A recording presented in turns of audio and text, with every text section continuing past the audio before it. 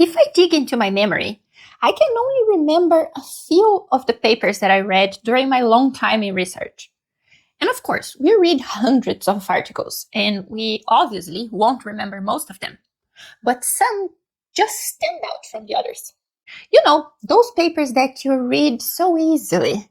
You feel smart for a change, because you can clearly understand what they did, why they did it, what they found, and just how useful that new knowledge is. You sit back in your chair and think, well, this changes everything. I need to remember this one. Frequently, that amazing paper comes from the same field as the bunch of others that you completely forgot about. Sometimes even the same journal. So what makes one paper unforgettable and the others immediately forgettable? It's easy to think it's the quality of the data, the impact factor of the journal, or the prestigious university where the research was conducted. And yes, sometimes these factors can contribute, but it's not just that. If you put your favorite papers together, you'll probably realize that you love them because of how the stories are told.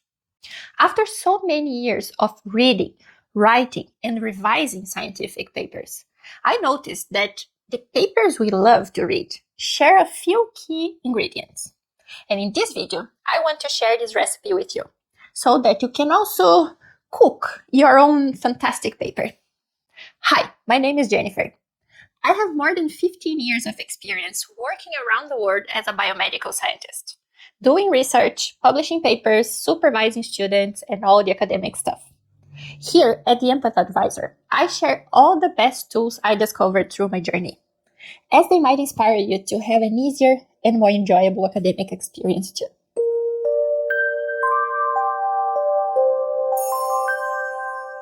You only need 3 ingredients, so let's get to them. To start, you're gonna need a full cup of ingredient number 1, which is making the reader care. Memorable papers do not just focus on showing you the results.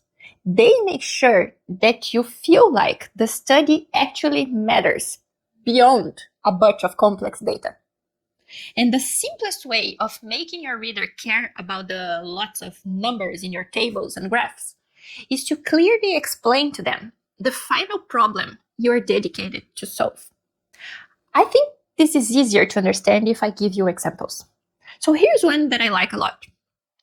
Let's say you are a microbiologist and study antibiotic resistance in wastewater samples.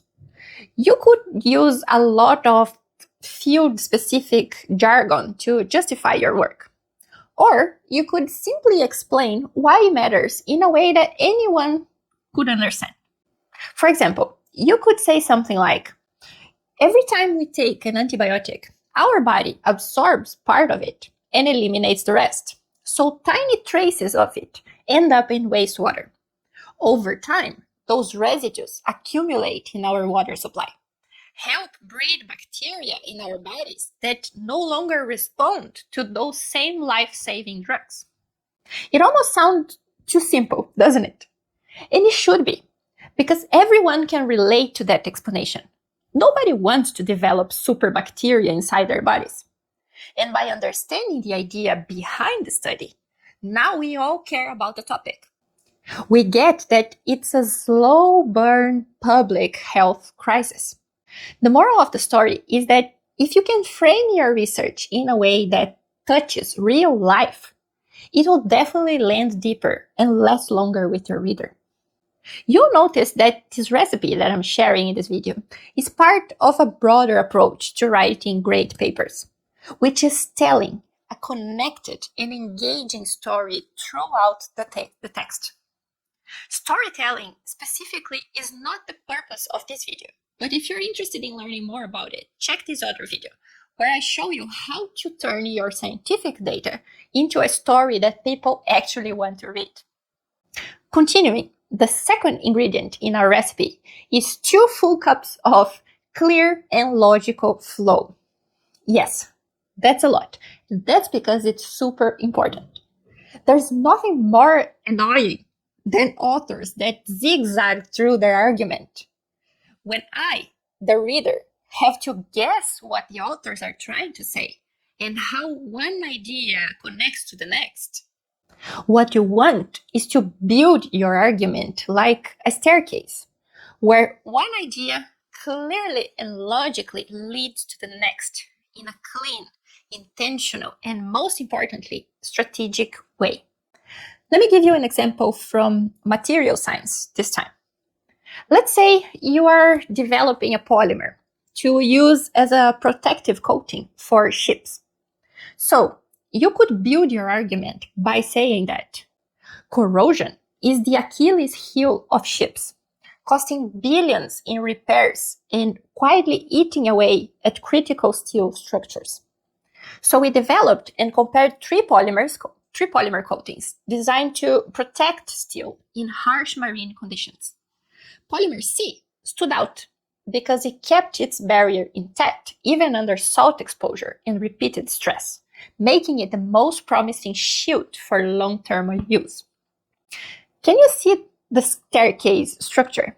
It starts with a problem, corrosion, which leads to a response, the polymer coatings, and ends with a meaning, the promising long-term protection. And that last step matters a lot because a result alone is just a fact, but a result placed inside a logical sequence becomes an argument. So when we have to wander through arguments, it's frequently not a content problem, but the lack of a clear storyline. If you want to see more easy strategies that you could use to build a clear, fluid, and logical story in your papers, please check the free sample of my ebook. It's the complete recipe for writing unforgettable papers with all the ingredients and cooking instructions. I'll leave the link in the description. Because when one thing naturally leads to the next in a clear and logical way, nobody has to guess what you're trying to say, and your reader's brain becomes much happier. And finally, our third ingredient, which is being easy to read. And I know you have complex ideas to explain. That's fine, because the scientific process can be tricky indeed. But complexity in thinking doesn't have to mean complexity in writing. Remember that your readers are other scientists. Scientists are busy and tired people. And reading lots of papers is only one of the tasks in their to-do list. So why not make their life a bit easier by simplifying what you can? For some reason, we all have in the back of our minds the idea that using difficult words will make our texts sound more serious or more academic.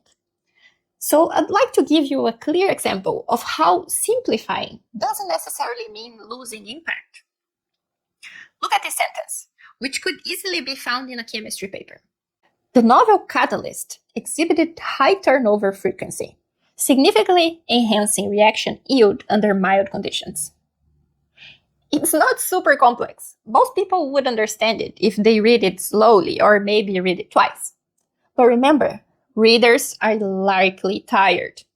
So let's try to simplify it a little bit by saying, we developed a new catalyst that speeds up reactions and works at lower temperatures, making chemical processes cleaner and more efficient. It's the exact same information, just easily readable. You can totally keep the technical integrity of your science and still speak like a human. Because let's be honest, if you sound brilliant, but nobody can understand your brilliance, then your brilliance doesn't go very far. To wrap this all up, you must have noticed that this video was quite focused on the reader's experience while reading a paper, and not on your own experience while writing the paper. And that's because we should always have the reader in mind while writing a paper.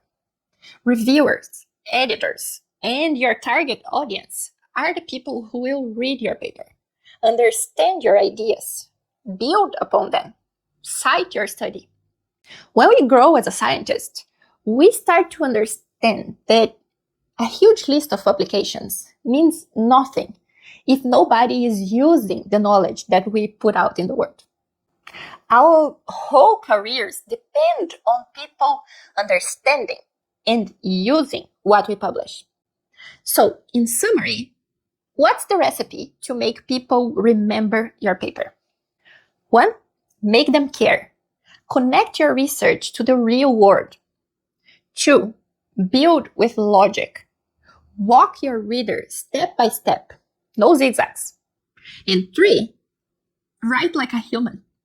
Clarity is more important than complexity. Every time. This doesn't mean that you should oversimplify. You should respect your readers' intelligence because they have the capacity to understand your science. But you might have to bring it to their level or to associate the topic to something that they can relate to. Invite them in. Guide them through your research. And if you do it right, you might leave them changed. Before you go, tell me in the comments, what makes a scientific paper truly memorable for you? Does it happen when you care about the topic? When it flows beautifully? Or when it feels effortless to read? And which of these is the hardest for you to apply when you are writing? And if this video helped you with ideas on how to make your paper more enjoyable for your readers, make sure you give it your like and subscribe to the channel so that you don't miss our new videos on how to write and publish your papers in an easier, more professional, and more enjoyable way. See you soon!